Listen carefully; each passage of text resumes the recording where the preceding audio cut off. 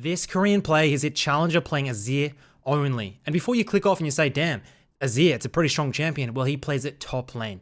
An entire new style. It's starting to catch on into the meta, guys. He brings people up into the top lane. It's his sanctuary, his little cove up there. He creates his own towers with his passive. You can see his summon is a very strange and peculiar. Let's jump onto the Rift now and break it down. Jumping into the game now, we have Azir versus Jax top. Now, Azir doesn't get much love at the moment in the mid lane, but it actually makes a lot of sense to be played in the top lane, don't you think? He wants to set himself up on an island. He has so much room to maneuver in the top lane as opposed to mid lane. You're going to get ganked less. And then essentially, guys, the matchups are much more favorable. Azir doesn't have many good mid lane matchups, but into some of these champions in the top lane, he has a fine time. Hardcore abuses them, and pro players are starting to catch on.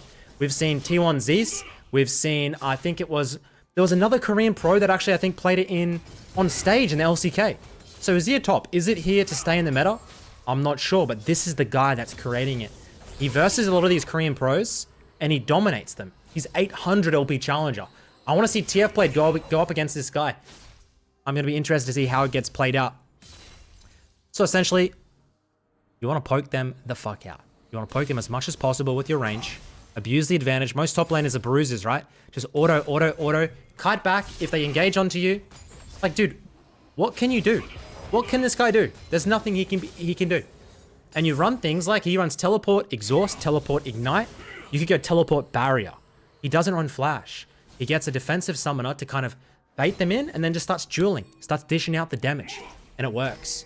And I love like innovative new strategies where players kind of just shift champions. They bring them to a different role, and it works. Obviously, this guy's probably one of the better Azirs in the world. Definitely a one trick. Like the Janna top meta, like it's annoying, sure, but at least they're spicing up the game a little bit with new strategies and metas. Jax's wave is completely stuffed, and Azir knows this. He's going to move through. You play just like a top laner. If you know that they can't move to the wave, you freeze it. And the best thing about Azir, guys, is the side lane. Because you're passive, when you kill the tower, you can create your own tower. So you'll see him in the mid game at 2 items or so. Drops very deep into the side lane. And then he hovers around the towers he's destroyed, but he doesn't use the passive. He waits. He baits them all in. The whole team tries to collapse. He has Hourglass. He sets the tower up. He Hourglasses. His tower does the work. And worst case scenario, he dies. But he baits in the whole team to the side of the map. And it's Challenger and Korea. The rest of the team go off and dominate the map that's open. It's a win-win. Gets a little shield. Gets the trade. Just put the goddamn autos onto their skull. So we're running Conqueror. And we're already starting to see a bit of a hefty CS lead. Checking across the map. Ziri. Good bait, good bait. Hecarim. Hecarim, get out of there. Let's see how the skirmish plays out. Thresh goes down. God, absolute chaotic skirmish. And then you come back in the top lane. You can see the Azir building up. Already what is a 500 almost gold lead. As we're going to have to crash this wave and look for the reset.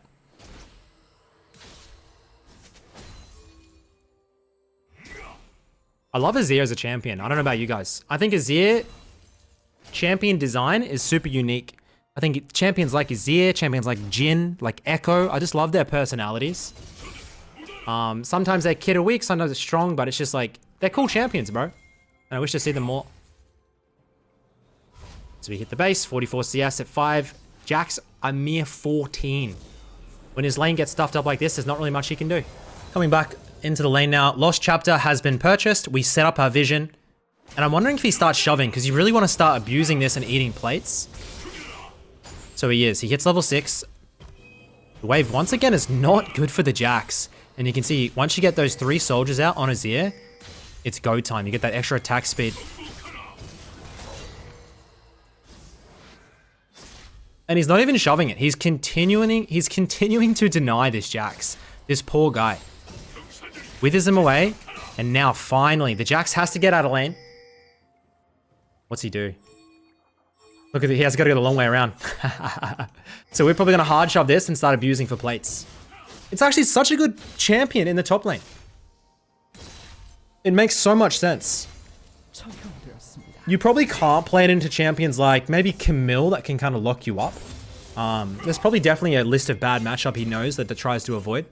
I guess he only plays Azir though, right? So he just dodges if he gets a bad matchup or can't play it.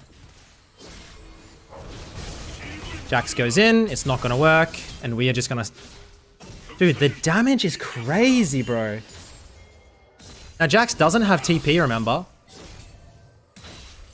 And we're just set up here. This is where it begins. The pain and suffering. And he's going to try and proxy, get in the middle. Eat these plates up. There's no coming back for Jax. He's too far behind.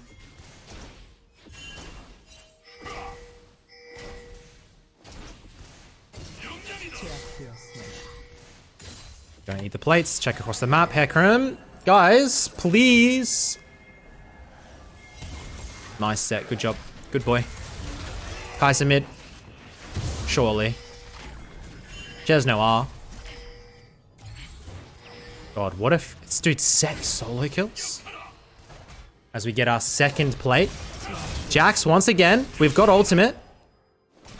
Ultimate costs a shit ton of mana though, so I'm like, it's probably not worth it. Unless you're really saving yourself or getting the kill, I wouldn't really recommend it.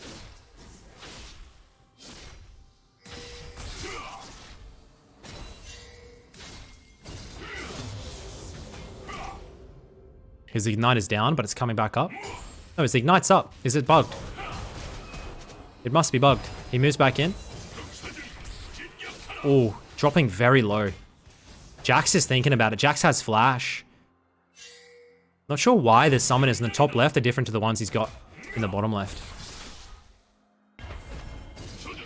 As he gets baited out on the R, he goes in, hits the ignite, and he gets the kill onto the Jax. Jax really desperate there. And that's the difference between having things like this ignite, like the barrier.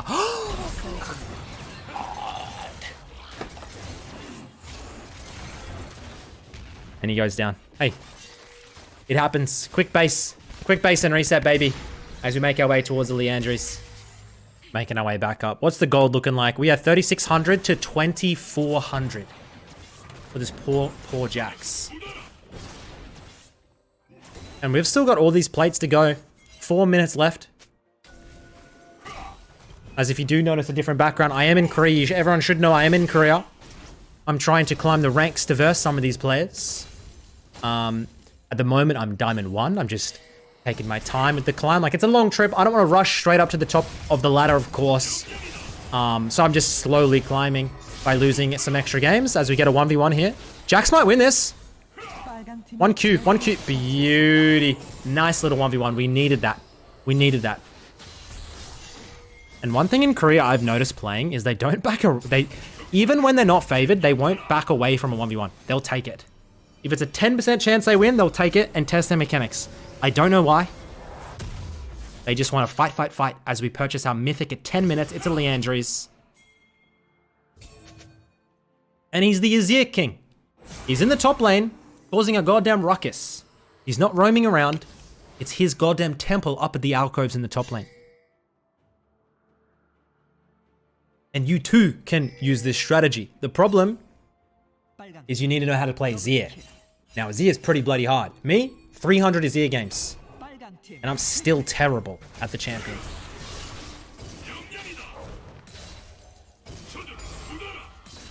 The worst thing about Azir is that you don't get to use your passive for so long.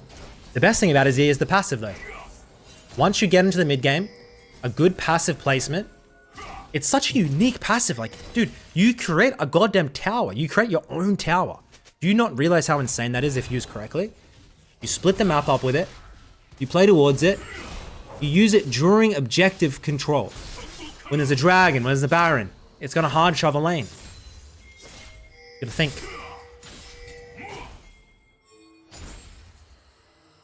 Jinx is trying. Jinx. He knows something's up. He's got his vision out. He knows the Jinx is hovering. And look how he puts his Qs, his Ws. Straight behind himself, ready to bail out.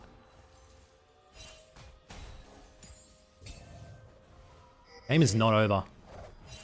When the enemy team has a Jinx, do not take your foot off the pedal, because the game isn't over. Trust me.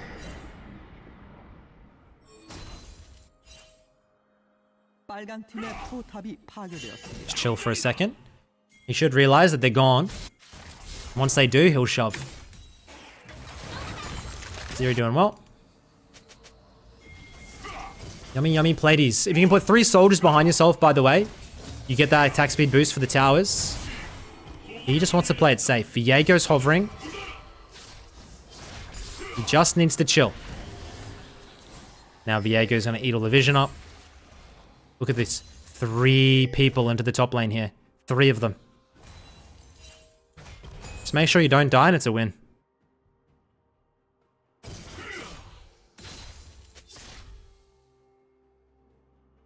He's just chilling. The wave's going to sit there as well. Look, guys, do you see how he doesn't shove it? That allows the minion wave to come a little bit closer to his tower to be safe. Very smart and patient player. Now the pony hovers.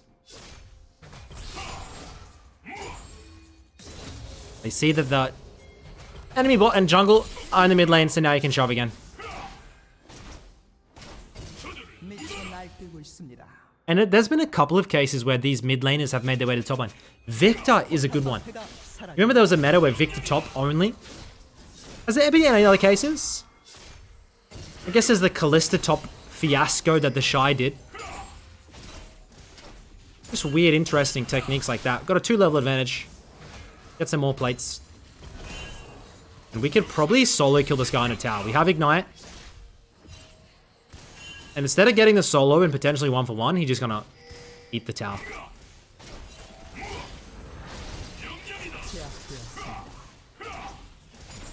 Only 2k gold advantage. He is a 2.3 thousand gold advantage. The entire gold advantage is on him. Have we stepped anywhere but top? I love this technique. It's gonna tilt your team a lot. Be careful. Be very wary, guys. We may need to group soon. Just a little bit of groupages. Make our way towards an Hourglass. I've seen him test around a couple items. Usually Hourglass, definitely. I've seen him run Cosmic Drive as well. It's an interesting one. Because it allows him to get a little bit of like the phase rush proc where he gets the combo and speeds away when they're trying to gank him. Because his #1 goal is to be a force in the side lane. That's your goal. Take blue, take blue, take blue, take blue. God damn it.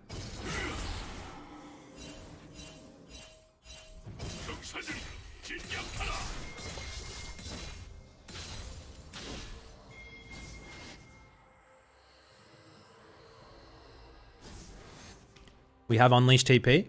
Jax does not. Huge advantage for blue side here. And remember, now is the time he's able to use that turret he's taken and make one of his own. But the question is, do you want it top lane? Or do you want it in the mid lane? Do you want to try and save it for a better time?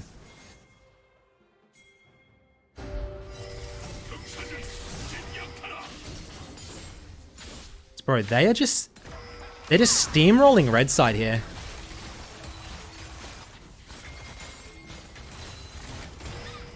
Azir TP flank, finally. Time to regroup. And here we go. Let's see what type of engage. We don't have flash, remember? You don't want to force it. No flash.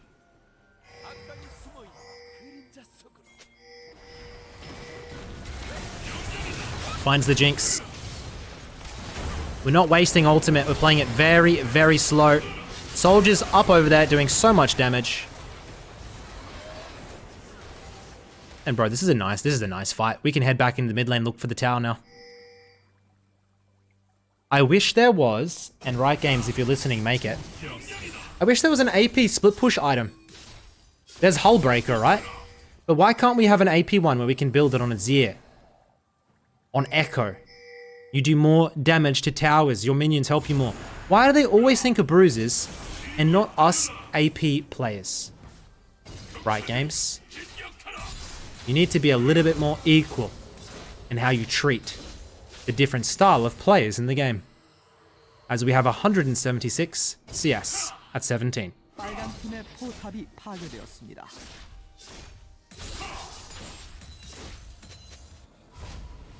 One thing I'm struggling with a lot in my solo queue games in Korea at the moment is the tempo is too fast for me to farm.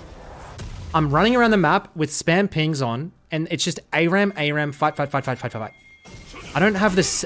They ping so much here, I don't have a goddamn second to breathe and go and farm a side lane. And then when I do, I'm like, dude, I need the farm. I go to the side lane, my team engages 4v5 and I lose. It's such a predicament, and I know everybody deals with it in their own solo queue games. As we finally use the tower here to get a little bit of priority.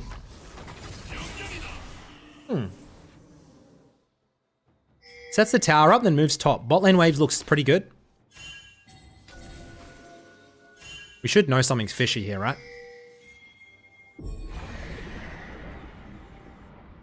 On full vision. Herald broke top. 팀의 포탑이 파괴되었습니다. 빨간 And he's gonna hold. He can easily hold 2v1. He can probably hold 1v3.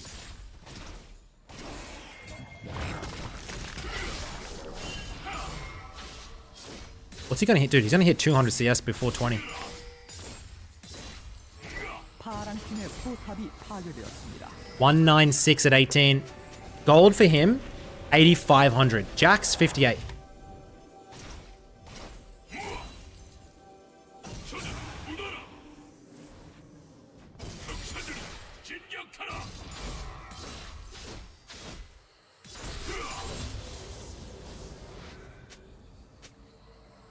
What are we sitting on?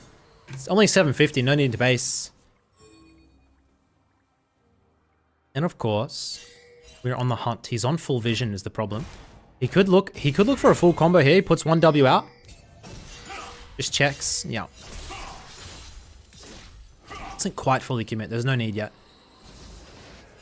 Let's look at the map. You can see action. PKMN Trainer Red. Pokemon Trainer Red. God, I'm smart. Oh shit, did that see? Swing gets interrupted. Damn. Divine Sunder, Bladed Rune King, Viego. And Azir hit the base. He's making his way towards Cosmic Drive now, I believe. Cosmic Drive or Banshees. 파란 팀의 포탑이 파괴되었습니다. Where's the objective timers? Oh. Can't quite make it. A passive. The thing about Azir passive is it's so long, bro. So you need to make sure you use it in good scenarios. Like the one that he used really didn't accomplish much. It got a little bit of mid lane priority, that's it.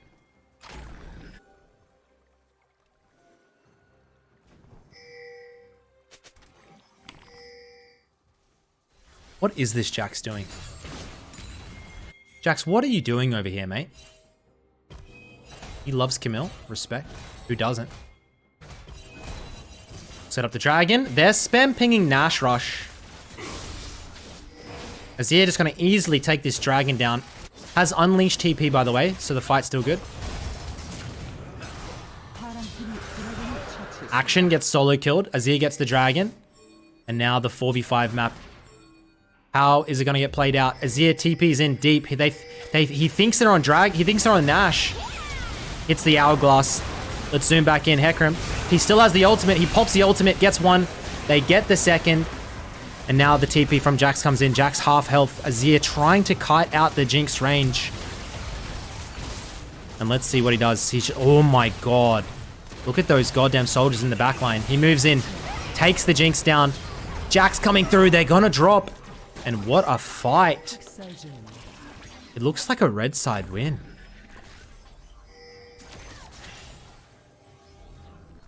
Oh, he dished so much damage out in that fight. As like, you cannot deny, Azir late game is a monster. It doesn't really matter who plays it. Once you hit late game on Azir, anybody can do damage. You get your soldiers out, you use your Arctic Kite, and then you spam your goddamn autos. They pretty much auto attack for you. AP Kai'Sa slowly coming online. I don't know about you guys, but I don't think I've won with AP Kai'Sa yet. Has anybody actually won with AP Kai'Sa except for Faker? Because I genuinely just do not ever get an AP Kai'Sa that knows what she's doing. And after Mai, AP Kai'Sa. Fiasco.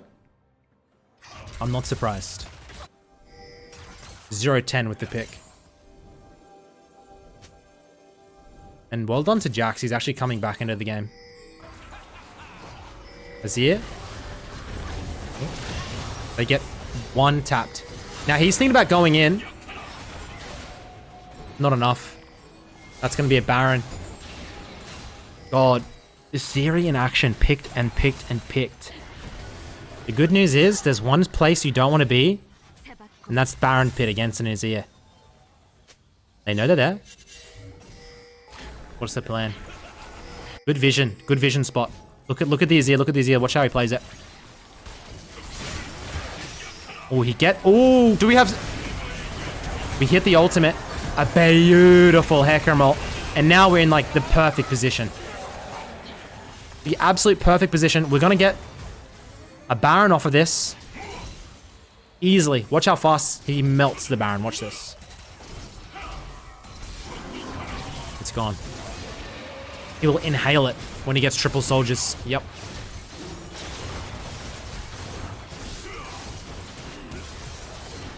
So easy.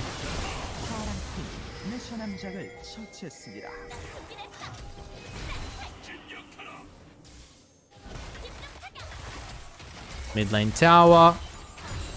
We've got passive. I'm wondering how he sets up his... Oh no. Where was his tower?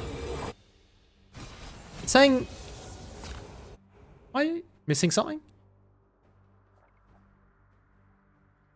I'm confused. Is it a visual error? Don't know. Must have missed it. As we make our way towards the Void Staff. Not much magic resist on the enemy team, but Void Staff is like 130% cost efficient. It's a great item to pick up. I always say this, once you're in the mid game, and you have 1250, and you know it's going to be a long time before you get Death Cap, dude, just get the Bewitching and make your way towards Void. Because probably by the time you've got it, it's going to be relevant. But by the time you've got Death Cap, and then need to get started on the Void, they've definitely got Magic Resist. And you need Void. And sometimes you're just not going to get enough gold to get there. So, a lot of the time, guys, like, Void is just never that bad. But then sometimes Death Cap is really bad. Do you know what I mean? Is this Jax? Dude, stop. Stop the split. I don't think he's going to stop the split. And we're going to have to try and make our way back. Look at this macro. What is going on? What is going on? The Azir just hard committing down mid. They have no wave. They have no wave. The macro is so bad. Jinx Rocket. Azir makes his way back. Oh my god, this game is so awkward. TP comes in from the Jax. Blue team caught with their pants down. And not in a good way. Oh my god, Ziri. Azir, he TP's in, gets the ultimate onto the Jax now, pops the Hourglass, looking for the Jinx and the Kai'Sa in the backline. Absolutely melts the Jinx, smashes down the Kai'Sa. 25 minutes in with the Baron. Can they end with the Ziri? I think they can. I think they can. Gentlemen, Korean Azir top. Now this strategy is probably only for the professionals. I'm just saying, we may start seeing a little bit more Azir top in pro play. But in your own solo queue games, probably don't try it. It is what it is. Thanks for watching, lads. Love you all. Appreciate the support while I'm here in Korea. And I'll see you on the next video. Peace.